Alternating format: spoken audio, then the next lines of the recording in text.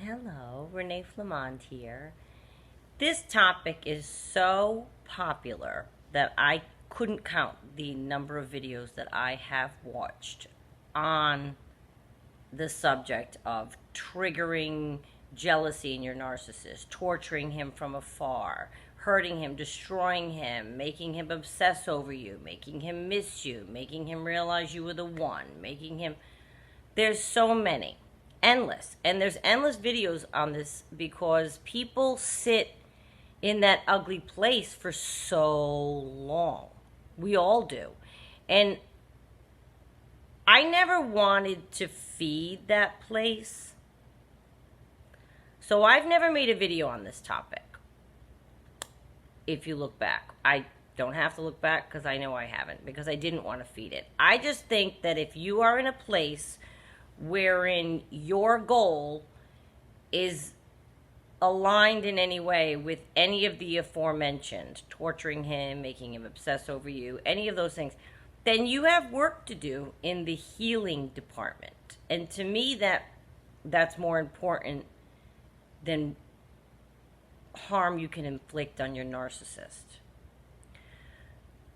So I can't and don't and won't do any of the behaviors they advise, which I'll get to in a minute. I will. But if you still want to do any of these, then I mean it. You're not healed. I know, I was there. I've been everywhere. I've had the 32 calls at once, the constant voicemails to the point that your voicemail is full and he can't leave anymore. I've had the endless texting, the endless, do you know what I mean? From him. And you're not healed when that's happening. And you are very tempted to do things to perpetuate that, to keep it going. Now, if that's what you're still after, we should try to help you switch to thinking about how to stop that rather than trying to help you think of ways to get the narcissist to obsess over you. Remember, the end goal is to shed them completely from your concern. If you're in the boat that you can and will and want to leave them. I do not discount people married 40 years that are not leaving their narcissist. But if you are in the boat that you're teetering on, you want to leave them, well, those videos teaching you how to make them obsess over you and how to make them nuts just sort of fuel the entire issue, no? I don't know. I guess when I was in that place, I really knew way inside that I did not want to be in that place. So I watched a ton of those videos, but I went about my business my way. And I didn't really let the advice rule my life. I wanted out. And these videos all seem like they would be pulling him back in. I didn't want to pull him back in. So if you are doing things to harm them, torture them, make them obsess over you, make them miss you, show them who's boss, whatever. There's a billion videos out there. What you're doing is you're going in a circle with them. You're staying on the merry-go-round. You're staying on the hamster wheel. You're inviting him back into your life. I wasn't after doing any behavior that encouraged him to stay in my life. And that included obsess over me, miss me. I don't care what he's doing. I don't care. I don't care. I just wanted to get to the point where I wasn't obsessing or missing him. I don't care what he's thinking, whether he is or he isn't. Don't care. I can mention a few ways, though. I can. Sure.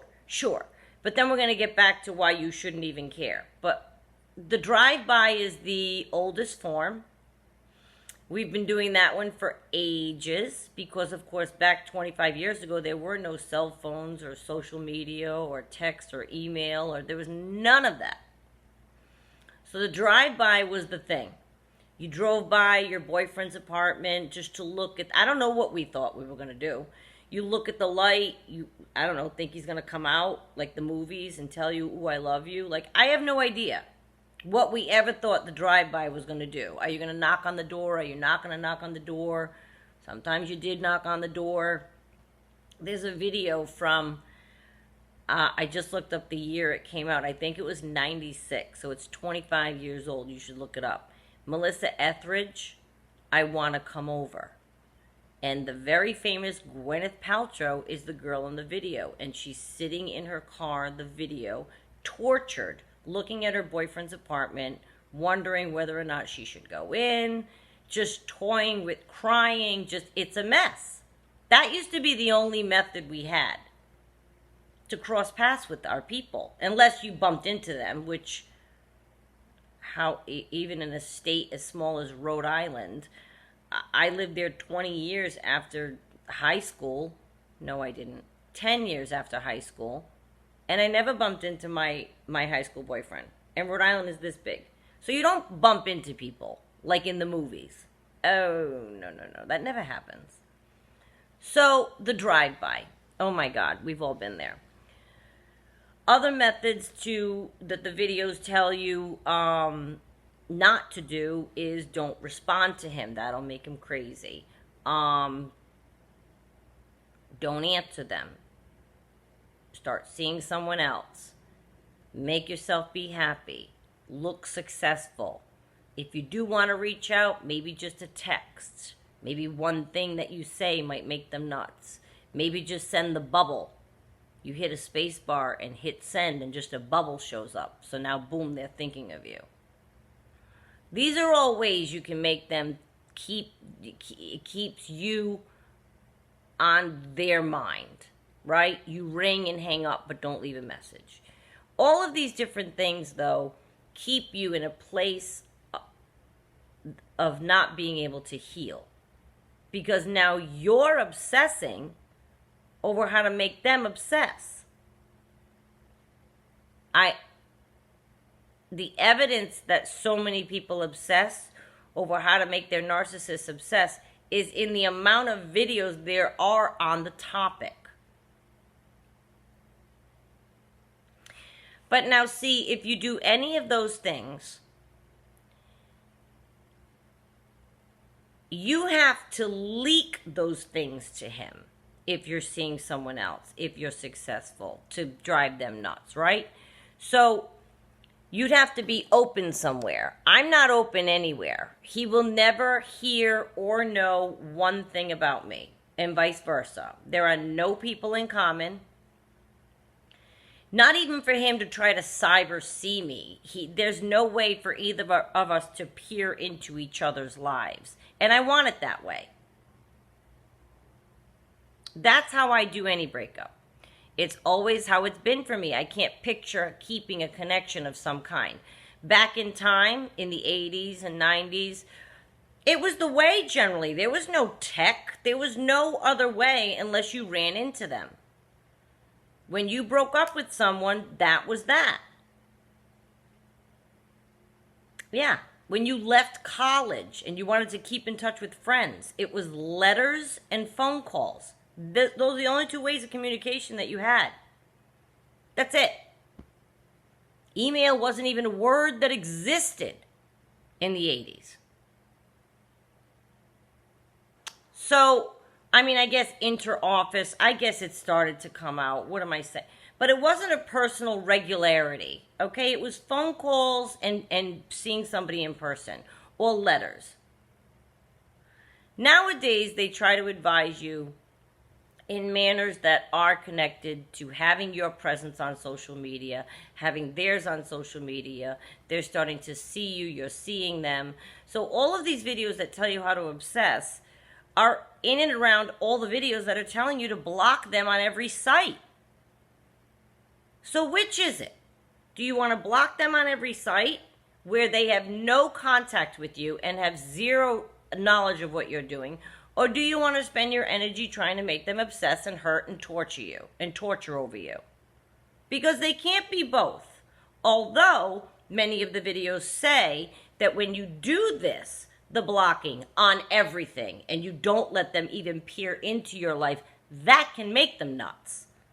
So by doing the healthy thing for yourself, if you maintain that, you will in turn make them nuts and obsess over you. Oh my God, I can't see her on anything. Oh my God, she's not answering me. Oh my God, I can't see what she looks like, who she's dating, if she's going away, if she's with family, if she's friendly, if she's happy, if she's downtrodden, if she's... Do you know what I mean? That makes them obsess. So in essence, if you do the ultimate of the blocking them on everything, whether or not you actually block on the phone isn't what I mean. But if you cut off all contact and you stop cold and you do not respond and you do not give them one iota of you, your person, they will not like that. And that will torture them. But I venture to think only for a while. I can't imagine that that's going to go on for very long, because they cannot exist if they get nothing back. So it will be a transitional time during which they may obsess over you, they may be tortured, they may be missing you, and they will continually try. And maybe your voicemail will fill up with 32, missed calls and endless voicemails to the point that they can't leave another one because your voicemail is full. If you ignore all of everything that they do, even if you're not blocked and you're seeing, they will absolutely not be able to handle that you can ignore, because they will lay it on so thick. And yes, that will torture them. Of course it will. But I'm here to tell you, you wait it out a few months, it'll dissipate. It has in my life. I've seen it. How can a narcissist who's fed by their own ego continue on a path of extending themselves and making these efforts when they're not getting anything back? They will for a while, because they'll lay it on thick to make you respond. They'll say every single thing they could possibly think of to make you respond. Whether it's nice, they'll go mean, they'll cry, they'll go back to nice, they'll beg. Everything under the sun you can think of, they will do. Because they are tortured that you are not responding to them. That's the most commonality that I saw in all the videos. I'll save you the time, which, remember, that's the reason I started this channel. I want to break it down for you with what I've learned from all these videos, so you don't have to watch 900 videos. The most common thing they do, they say, is when you ignore and you remain, you'll torture them the most, they'll obsess the most, you'll do the most harm, and you'll do the most hurt. Now, if your goal really is to get away from the person, and you do those things, and you ignore, and you hurt, you hurt them, and then okay, so you're getting that result that the videos talk about while healing yourself. I have no problem with that. If a side consequence of you deciding to go forward and ignore them is that they are hurt, harmed, tortured, or obsessing over you, I have no problem with that. If that is a side consequence with your choice to do that. But I never wanted to make a video on that particular topic because I don't think that we should obsess over making them obsess over us. I'm sorry, Minnie. Do you know what I mean? You should obsess over your own healing and do whatever it takes to get you there. Now, if you're playing tennis with them, they're going to hurt, and then they're going to come back, and then you're going to... So you're still in it. You're still in it. And I felt that those videos that recommend things, and there's endless lists out there that all pretty much center around the stuff I mentioned, I think that those are for people that are still in the having hope phase. It has to be. Who else would want to spend the time, effort, and energy to make their narcissist hurt or obsess over them? I don't care what he's thinking. I so want all of you to get to that point. I don't care what he's thinking. Why would I care? He's off doing whatever. I want you to get to a place that the person that you're concerned with is yourself. And if you happen to pop into his mind, which you will, they don't forget anybody that's been in their life, and they envision their bench warmers, and you're on that list, and they may one day try to contact you again when they're feeling just in the mood for your company, and they've been hurt just in the right way by just the right person, and boom, they're off making 10 phone calls. You'll be one of them. And that doesn't necessarily mean, ooh, they're thinking of me in a romantic way and they miss me. And no. They're unhealthy in their state of mind all the time. And I didn't want to dance with an unhealthy person anymore. I don't want to play tennis with an unhealthy person anymore with the back and forth. I don't want to do that. It's beneath me to try to make him obsess over me. I don't know. It's just never a behavior I wondered about. I saw a lot of videos on it, and therefore click, click, click, click, click. And I collected a lot of information. And the information is correct. You know, ignoring them is going to make them nuts. Seeing you with somebody else is going to make them nuts. Knowing you moved on is going to make them nuts. Hearing you got a big promotion and you're doing successful and you're moving and you bought a house, it's all going to make them nuts. But in order for them to know any of those things, you have an open line with them. And that might make you nuts, that open line. And that's my concern is you. They're not my concern. The narcissist's feelings are not my concern. Your feelings are my concern. So if you have maintained any kind of openness that they can leak into and peer into your life, they would have to be able to peer in to see any of those wonderful things. How about just have wonderful things in your life? I have a lot of wonderful things happening in my life right now. He has no idea. I don't think about leaking information to him, or, oh, he should know that I have this going on, and he would be so, upset if he knew. Never a thought. And I want you to get there.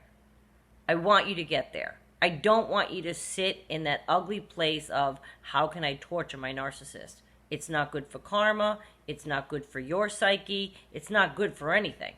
It's not good for you moving on to somebody else. So what, you're going to be, when you're finally ready, on a date with somebody, but half in your head thinking, oh, I hope this tortures the narcissist? They shouldn't even be on your mind if you're moving forward and you're trying to be healthy. Do it for you to have a good time, and maybe you'll meet somebody and whatever if you're ready. But not to torture them. No. No. Let them go on and be in their life, and you go on and be in yours. So that's my answer to how to torture the narcissist and harm them. It's a long answer, I know.